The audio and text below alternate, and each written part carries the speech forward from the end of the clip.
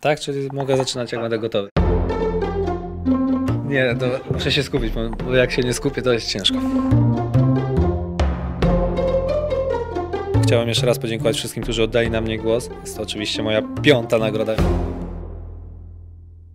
Tygodnik Piłka Nożna gości dzisiaj u Roberta Lewandowskiego. Okazja szczególna czy nieszczególna, Robert? Bo widzimy się rok w rok z tej samej okazji. No i pytanie, czy to, że zostałeś piłkarzem roku 2015 to jest szok i niedowierzanie, czy bardziej oczekiwałeś, że to nastąpi? Czy nie, co roku się bardzo cieszę z takiej nagrody. No, każda tego typu nagroda mnie bardzo cieszy, tym bardziej, że to był wspaniały rok, nie tylko dla mnie, ale też dla chyba wszystkich piłkarskich kibiców w Polsce. Więc na pewno są powody do zadowolenia i każda smakuje inaczej, powiem. Pomimo tego, że to jest piąta z rzędu, to wiem, że wiele musiałem włożyć w to, żeby tą nagrodę też otrzymać i też cieszę się, że właśnie zostało to dostrzeżone i w jakimś stopniu nagrodzone.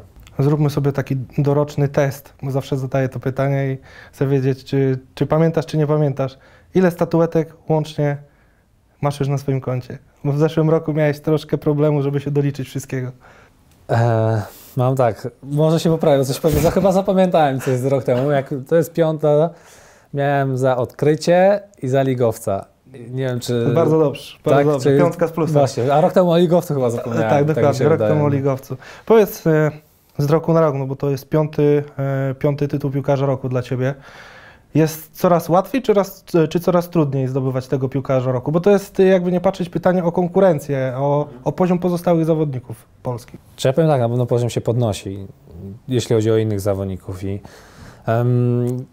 to ja zdaję sobie też sprawę, że to coraz więcej też wymagam od siebie i ja wiem, że jeśli reprezentacja gra dobrze, to ja też na tym zyskuję. Każdy zawodnik indywidualnie na tym zyskuje i dlatego się cieszę, że wielu z nas gra w coraz to lepszych ligach, w coraz to lepszych klubach i odgrywamy coraz to większą rolę i dlatego ja też wiem, że ciągle trzeba chcieć więcej, ciągle trzeba myśleć o tym, żeby poprawiać się niezależnie od tego, co już się zdobyło, bo jakbym myślał, że już wszystko potrafię, to pewnie tej statuetki może bym jedną zdobył i na tym bym się zatrzymał, a jednak chciałem w każdym kolejnym roku pokazywać to, co mam najlepsze i też cieszyć się z goli, które strzelam. A oddech którego piłkarza z reprezentacji Polski czujesz najbardziej na swoich plecach? Krychy, czy może kogoś innego? To zależy. Ciężko mówić o oddechu, bo to nie jest taka rywalizacja właśnie, o której możemy mówić, że to jest jakaś tam współrywalizacja o te trofeum. Na pewno, tak jak powiedziałem wcześniej, my skupiamy się na tym, żeby reprezentacja wygrywała, a te poszczególne nagrody to jest tak jakby też nie tylko dla mnie nagroda, ale też dla klubu czy dla reprezentacji, w której gram, bo też to widać, że to wszystko funkcjonuje. Ja się cieszę, że w tym roku też pokazywałem się z tej najlepszej strony i tak będę chciał robić dalej. A tutaj o rywalizacji myślę, że nie ma tutaj mowy. To są nagrody, które cieszą, które też w jakimś stopniu dowartościowują, ale z drugiej strony przecież raczej nie będziemy z kolegami z drużyny walczyć o to trofeum, bo to my wolimy walczyć na boisku razem. Ty w Polsce praktycznie nie masz konkurencji. Taka jest prawda.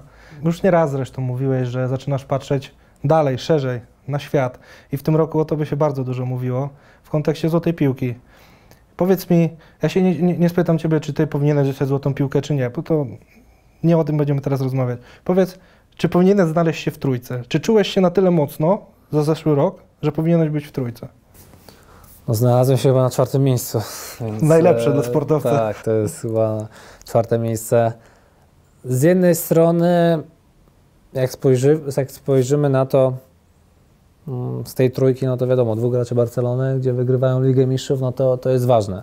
Jeśli patrzymy o jakieś tam indywidualne osiągnięcie, no to Messi, Neymar zdobyli coś, Ronaldo chyba nic, więc wiadomo, fajnie byłoby się znaleźć w tej trójce, ale tutaj... No, ale nie chcesz wprost powiedzieć, powinienem być w trójce, panowie. Czy ja powinienem, czy nie? Na pewno bym się bardzo cieszył, jakbym był w tej trójce i nie ma co...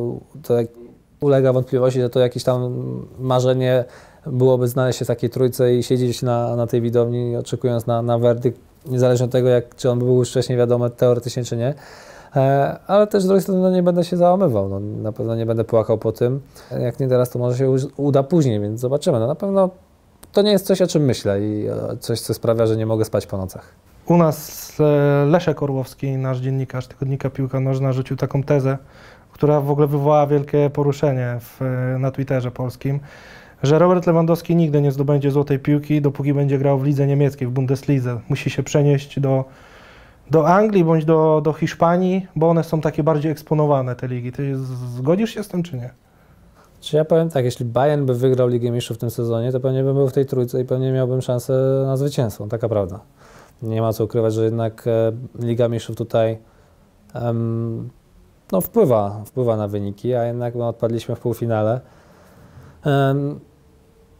Bo tak naprawdę tylko się pamięta o tych wygranych i tak naprawdę też nikt nie pamięta, kto grał, kto przegrał w tym finale. No jeszcze może pamiętamy, bo to było świeże w zeszłym roku, ale za 2-3 lata nikt nie będzie pamiętał, kto grał w finale, tylko zawsze się pamięta zwycięzców i wydaje mi się, że gdyby Bayern zdobył Ligę Mistrzów, to pewnie bym był nie tylko ja, ale pewnie ktoś jeszcze z Bayernem w tej trójce i wtedy byśmy mogli walczyć w cudzysłowie o tą wygraną.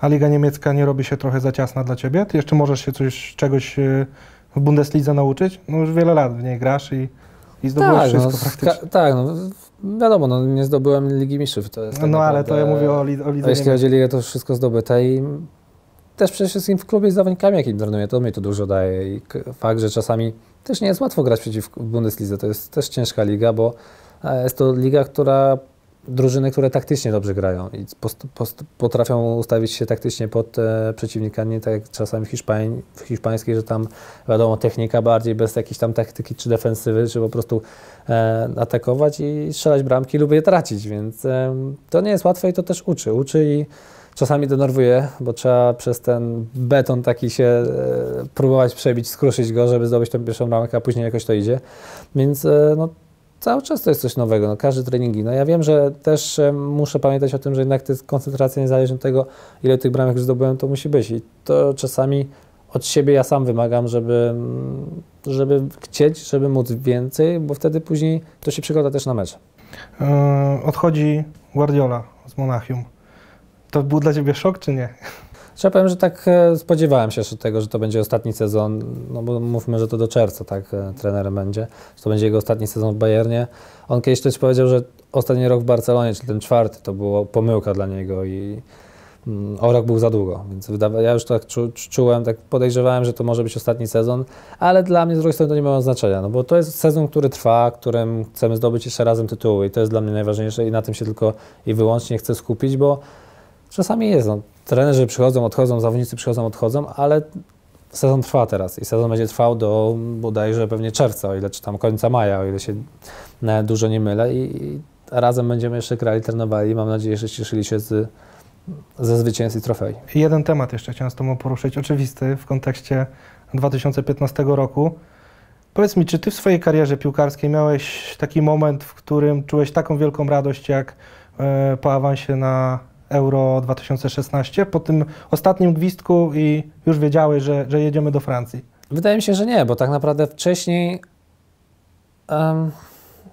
nie było takiego awansu na Mistrzostwa Europy czy świata, więc przeżyłem to pierwszy raz, więc to prawda radość była ogromna, ale z drugiej strony też wiedziałem, że też trzeba się cieszyć z sukcesu. To okej, to jest tylko awans, tak naprawdę przyjdą Mistrzostwa Europy i wtedy znowu trzeba od zera pokazywać i zdobywać punkty i myśleć o wyjściu z grupy, więc akurat cieszyłem się tą chwilą, że udało nam się to zrobić, że mieliśmy ciężkich przeciwników. No, z Wyspami nigdy Polska nie potrafiła dobrze grać, a my nie dość, że graliśmy, kontrolowaliśmy, graliśmy też piłką, strzelaliśmy bramki, to awansowaliśmy z tej trudnej grupy, graliśmy z Niemcami, wygrywając z nim, w bezpośrednim pojedynku byliśmy lepsi, zabrakło punktu, abyśmy wygrali tą grupę tak naprawdę, więc na pewno potencjał mamy i to też trzeba patrzeć pozytywnie w przyszłość. Wiadomo, że też nie jesteśmy faworytem Mistrzostwa Europy, też trzeba sobie zdawać sprawę i też twardo stąpać po ziemi, ale jesteśmy drużyną nieobliczalną, ja bym to tak nazwał, że nieobliczalną i tak naprawdę sami chyba nie będziemy wiedzieli, czego możemy się po sobie spodziewać. No mam nadzieję w tych pozytywnych aspektach i w pozytywnych wynikach. Reprezentacja Polski na przestrzeni ostatnich 2 lat naprawdę bardzo mocno się zmieniła. Powiedz, Robert, ja nie mówię o Twojej postawie na boisku, tylko o rozmowach zakuluarowych, powiedzmy może z selekcjonerem, jaki ty miałeś wpływ na to, jak ta reprezentacja się zmieniała? Czy może była jakaś taka rozmowa z selekcjonerem Nawałką, w której ty zasugerowałeś, trenerze, może spróbujmy na 2 napastników? Czy ty w ogóle nie macasz palców? No nie, jeśli chodzi o taktykę, to wiadomo, trener wie najlepiej. Ja rozmawiam często z trenerem i trener pyta się, jak to z naszej strony wygląda, jak my to widzimy, co wcześniej było źle robione i jakie my mamy spostrzeżenia, więc akurat trener dobrze robi, że też rozmawia z nami i też wiadomo, że on jest osobą, która decyduje. To ja tutaj nie mam zamiaru i nigdy nie miałem zamiaru się wtrącać, ale zawsze jak trener się zapytał moje zdanie, to zawsze wypowiem. Też jako kapitan wiem, rozmawiając z chłopakami, wiem, co im na przykład przeszkadza, co oni widzą z innej perspektywy i ta komunikacja jest. I wydaje mi się, że ta komunikacja jest bardzo ważna, bo czasami można też dowiedzieć się, jak to wygląda z innej strony. I wiadomo, każdy sobie przeanalizuje, a tak naprawdę decyzją, którą na koniec tak jest, to jest osoba, czyli jest to trener i to fajnie, że tak moim zdaniem tak to funkcjonuje i tak powinno to funkcjonować i dlatego też ta atmosfera w reprezentacji jest naprawdę bardzo dobra. Ja pytam o wpływ Lewandowskiego na reprezentację. Nieprzypadkowo, bo niedawno byłem w Poznaniu u Karola Linettego i spytałem o to, czy to prawda, że Robert Lewandowski jest jego opiekunem na zgrupowaniach reprezentacji. Mówi, nie, spokojnie, nie do końca tak jest, ale przyznaję rację, że podszedłem do Roberta, że zapytałem o niektóre rzeczy. Czy ty rzeczywiście starasz się pomagać rozwijać zawodnikom reprezentacji, tym młodszym? Rzeczywiście starasz się jakiś tam wpływ mieć na nich? Staram się na pewno w jakiś sposób rozmawiać z nimi, pytać się. Ale sam z siebie też to robisz, tak, czy tylko jak ktoś do ciebie podejdzie po wiadomo, że to jest, też ktoś do mnie przyjdzie, ja czasami zaczynam rozmowę, więc też chcę się dowiedzieć, jak oni widzą, co czują, co myślą w ogóle, więc mam kontakt ze wszystkimi zawodnikami, szczególnie z tymi młodszymi. Wiem, jak ja wchodziłem, jak byłem młodym zawodnikiem w reprezentacji, jak to wyglądało i wiem, jak też oni, wiadomo, no to nie jest tak, że ja się nimi opiekuję, ja zawsze im pomogę, zawsze jak przyjdą, zawsze im odpowiem, poradzę, tak i oni będą musieli zdecydować, ale zawsze swoim doświadczeniem się podzielę i też wiem, jak ważne jest, żeby oni się dobrze czuli w tej reprezentacji, że czuli się pewnie, bo jak będą się czuli pewnie, to też będą pokazywali to na boisku, a mnie to nic nie kosztuje, a tak naprawdę też fajnie, jak mogę zobaczyć to z innej perspektywy, rozmawiając właśnie z młodymi chłopakami, jak oni to widzą, jakie w ogóle mają odczucia. Losowanie grup Euro 2016 oglądałeś z kumplami z Bayernu, czy nie?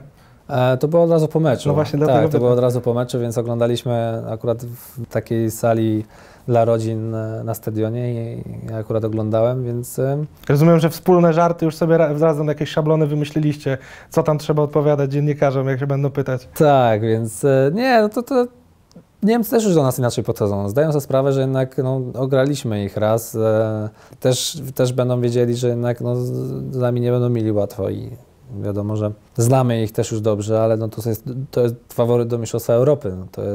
To jest drużyna turniejowa, która zawsze się dobrze przygotowuje do turniejów. Niezależnie od tego, czy są w formie przed, czy nie, to oni zawsze przychodzi ten moment, to są idealnie przygotowani i też życzyłbym sobie, żeby właśnie reprezentacja Polski w tym odpowiednim momencie ruszyła z kopyta jak trzeba, więc ja przed losowaniem podchodzę do tego, na kogo byśmy nie trafili. Tak, tutaj nasza forma przygotowania będzie najważniejsza i czy to będzie teoretycznie mocniejszy przeciwnik, czy teoretycznie słabszy, nie ma znaczenia, bo na ostatnich mistrzostwach świata Hiszpanie nie wyszli z grupy. To by pomyślał, Hiszpanie teoretycznie drugim składem powinni sobie poradzić z większością drużyn w Europie, a jednak, czy na świecie, ale jednak tu nie poradzili sobie, bo też pokazuje, że jednak przygotowanie fizyczne ma wpływ i ta forma w odpowiednim momencie. I ja wierzę w to, że u nas to wszystko zgra się i będziemy cieszyli się ze zwycięstw. Wyjście z grupy to obowiązek, czy nie? Jest to cel do zrealizowania, który powinniśmy zrealizować. O, tak to bym to nazwał. Nie wiem, czy pamiętasz przed rokiem, jak się widzieliśmy w Monachium, ja na samym końcu życzyłem Ci, żebyśmy spotkali się również za rok, żebyś też odbierał od nas statuetkę już jako uczestnik Euro 2016. W takim razie na koniec tego wywiadu chcę Ci życzyć, żebyśmy się spotkali również za rok. Może jako medalista Euro 2016? Bierzesz to w ciemno?